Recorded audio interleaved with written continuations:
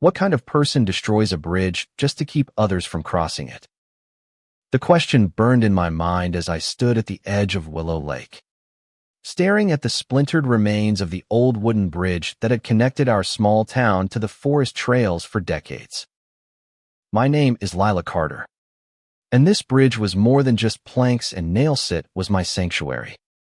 The path I'd walked every morning since I was a girl, where I scattered my father's ashes after he passed. Now, it lay in ruins, deliberately torn apart by HOA Karen, the iron-fisted president of the Willow Shores Homeowners Association. She wasn't just a woman. She was a force, a storm of entitlement wrapped in a loud, overbearing frame, her voice sharp enough to cut through any protest. The bridge was on public land, but HOA had claimed it as her own, part of her grand vision to turn our quiet lake into a playground for her $4 million resort project. She'd rallied her HOA minions, citing safety concerns, and had the bridge demolished overnight.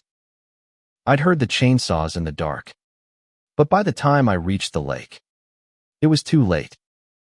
The townsfolk whispered about her greed, but no one dared confront her. Not yet.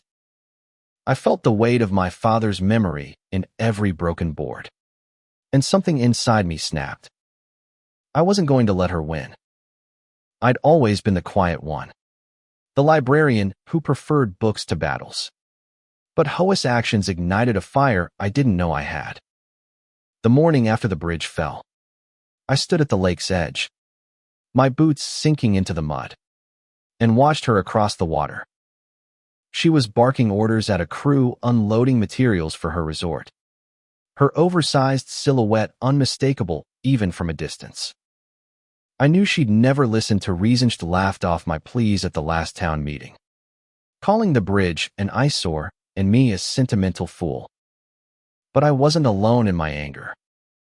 Old man Tucker, who'd fished these waters for 50 years, had lost his favorite spot.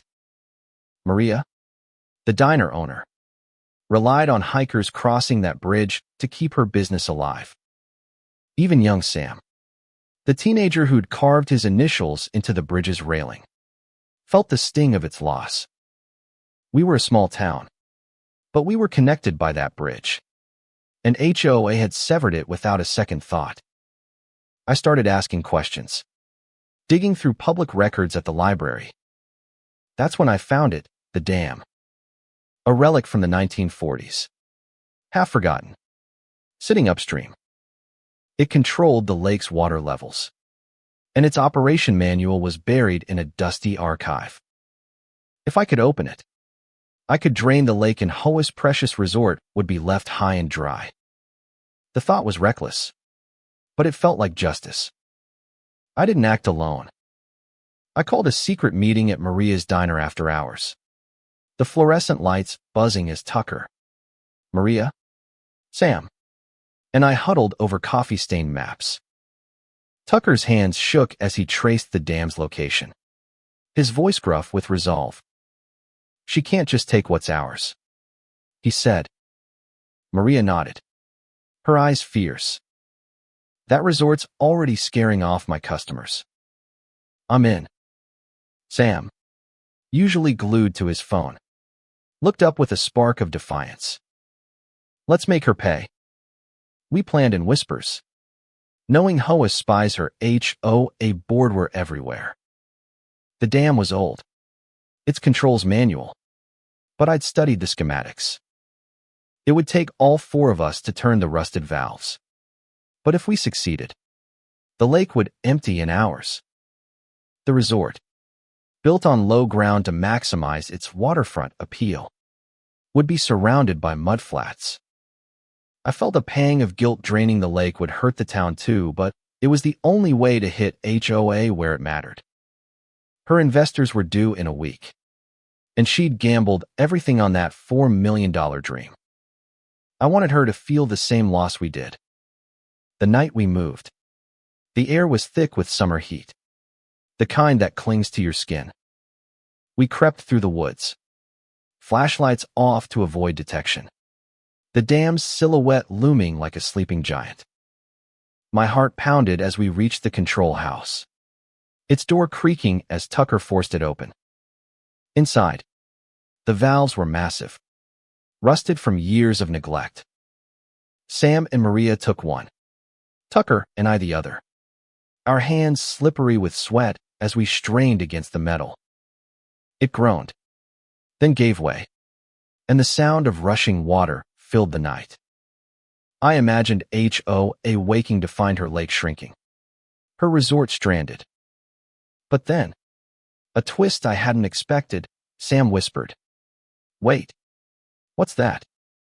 He pointed to a faded plaque on the wall, barely visible in the moonlight. It read, "Dedicated to Henry Carter, 1942. My father. He'd helped build this dam, a fact I'd never known. The discovery hit me like a wave, tying my fight to his memory in a way I couldn't have imagined." Tears stung my eyes, but there was no time to dwell. We locked the controls and slipped back into the shadows, the water already receding below. By dawn, the lake was half gone, and the town was buzzing.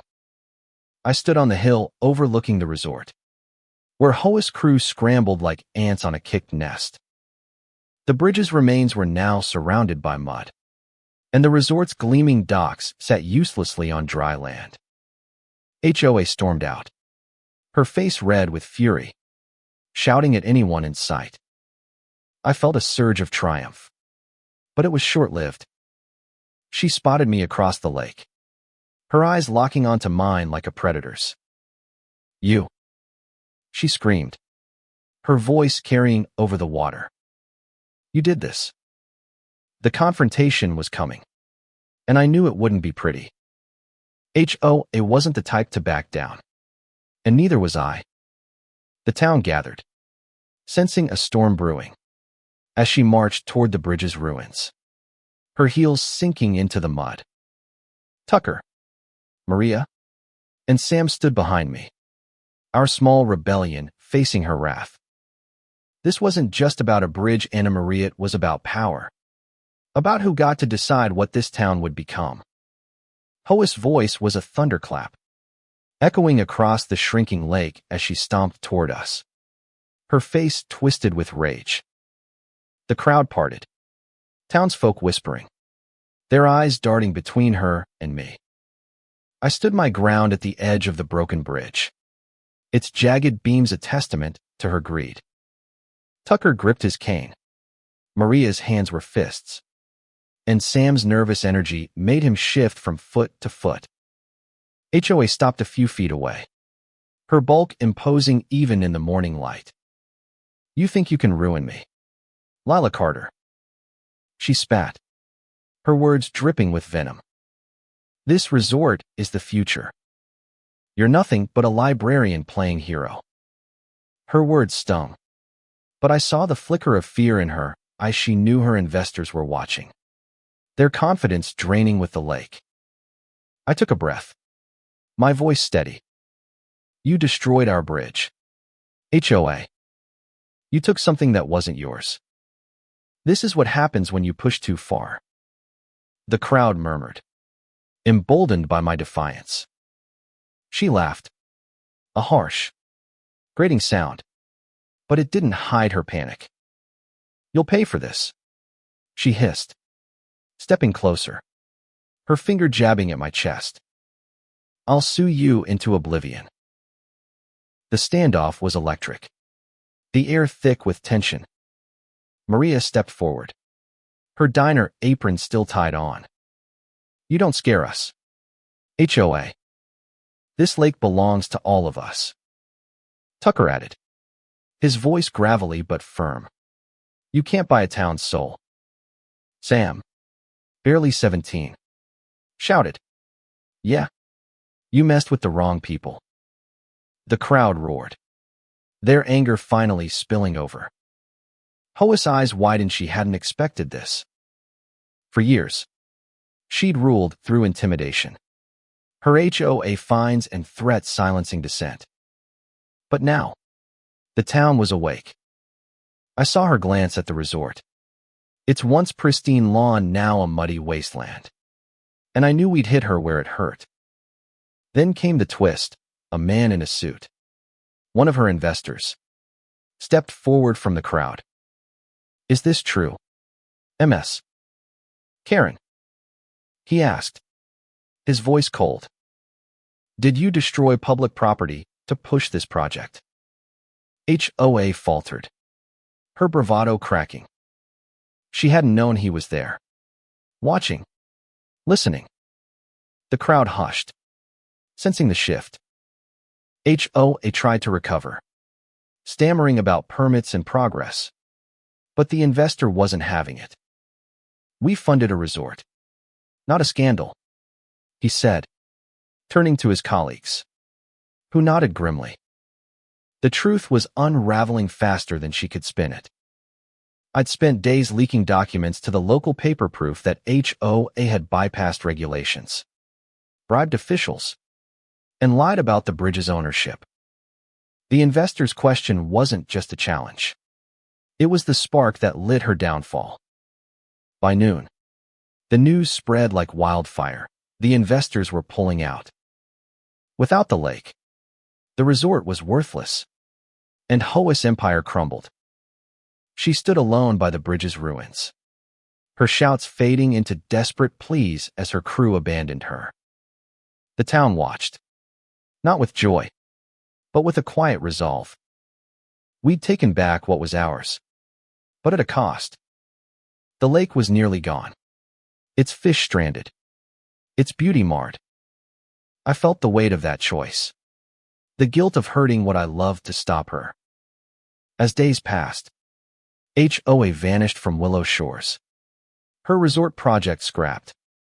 Her HOA board dissolved under legal scrutiny.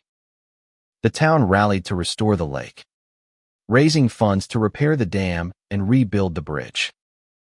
It wasn't easy. Every meeting was a mess of arguments and regrets, but we were together. I walked the new bridge's planks months later, its wood fresh and sturdy, Sam's initials already carved into the railing. Tucker was back fishing. Maria's diner buzzed with hikers, and I felt my father's presence in the water's gentle ripples. The fight had changed us, taught us we could stand up, even when the odds seemed impossible. HOA had wanted to erase our history for profit, but we'd written a new story, one of resilience, of community, of a librarian who found her voice. I looked out at the lake, now full again, and knew we'd done more than save a bridge. We'd saved ourselves. End.